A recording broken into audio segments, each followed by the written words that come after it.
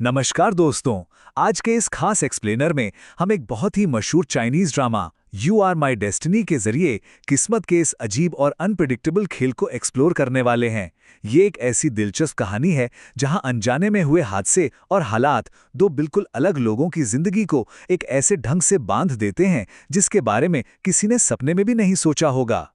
मैं इससे भागूंगा नहीं क्योंकि तुम मेरी डेस्टिनी हो। ये खूबसूरत लाइन इस पूरी कहानी के कोर थीम को एकदम बखूबी इस्टेब्लिश करती है। ये दिखाती है कि जब दो लोगों की जिंदगियां आपस में जुड़ने वाली होती है तो किस्मत यानी फेट किसी न किसी तरीके से उन्हें मिला ही देती है। तो चलिए डाइव इन करते हैं और देखते हैं कि आखिर ये सब शुरू कैसे होता है।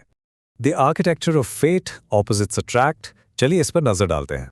देखिए, एक तरफ है हमारी चेन जैक्सन, एक बिल्कुल आम सी सबमिसिव एडमिनिस्ट्रेटिव असिस्टेंट जो बस हमेशा दूसरों को खुश रखना चाहती है, और दूसरी तरफ वांग सियाई, एक बेहद अमीर बिजनेसमैन, एकदम डिसाइसिव एग्जीक्यूटिव जिन पर अपनी दादी का इतना भारी दबाव है कि बस जल्दी शादी करो और फैमिली बिजनेस के लिए एक हेयर यानी उत्तराधिकारी लाओ। अब इन दोनों की अलग अलग बैकग्राउंड्स को देखकर लगता है ना कि इनका मिलना तो लिटरली नामुमकिन है, लेकिन किस्मत को तो कुछ और ही मंजूर था।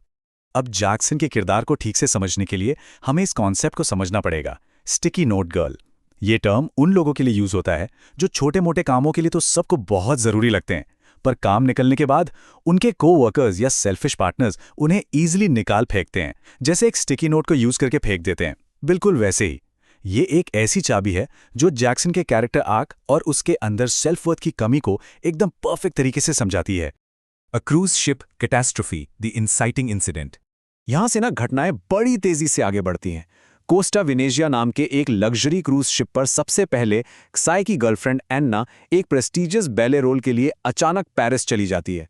दूसरा, क्साई गुस्से या कंफ्यूजन में अपने लैविश मैरिज प्रपोजल को कैंसिल करना ही भूल जाता है। तीसरा, कैप्टन मारियो गलती से क्रूज पर आई जिया सिंह को अन्ना समझ लेते हैं। और चौथा क्या होता है, उन दोनों के बीच एक एक्सीडेंटल मैरिज डॉक्यूमेंट साइन हो जाता है। मतलब ये पूरा सीक्वेंस इतना केओटिक और मजेदार है जो दिखाता है कि कैसे ये दोनों आसानी से इन हालात के जाल में फंस गए।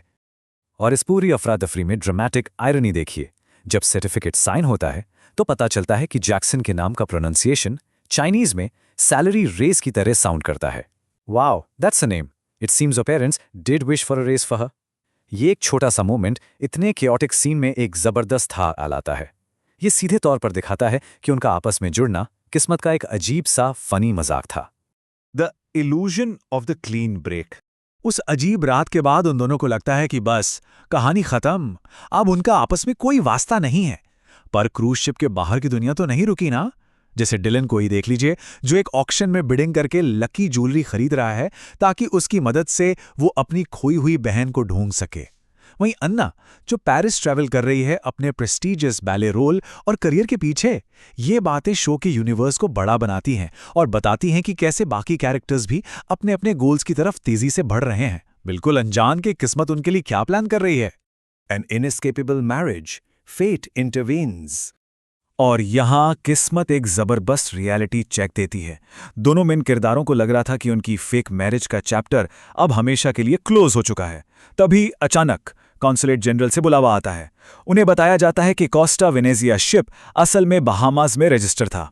इसका सीधा सा मतलब यह हुआ कि उस लग्जरी क्रूज शिप पर उनकी वो मजाक वाली शादी 100% लीगली बाइंडिंग थी। जी हां, कानूनी रूप से मान्य।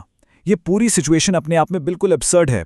कहाँ तो उन्हें लग रहा था कि ये सिर्फ एक फालतू फॉर्मेलिटी थी, और कहाँ ये अनजाने में हुई चूक एक सच्चा कानूनी बंधन बन गई। नो वे, राइट? 40 यानी 40। अगर उन्हें इस एक्सीडेंटल शादी को सच में तोड़ना है और डिवोर्स फाइल करना है तो उन्हें सीधा बहामास जाना पड़ेगा, जिसमें लगभग 40 घंटे का लंबा ट्रैवल टाइम लगेगा।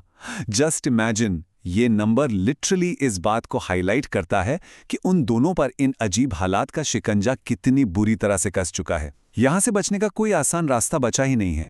And finally the unexpected complication.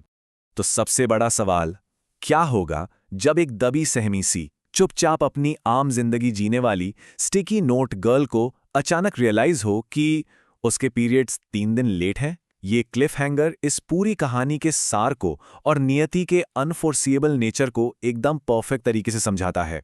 इंसान चाहे कितनी भी जबरदस्त प्लानिंग क्यों ना कर ले, डेस्टिनी ना अपनी स्क्रिप्ट खुद लिखती है।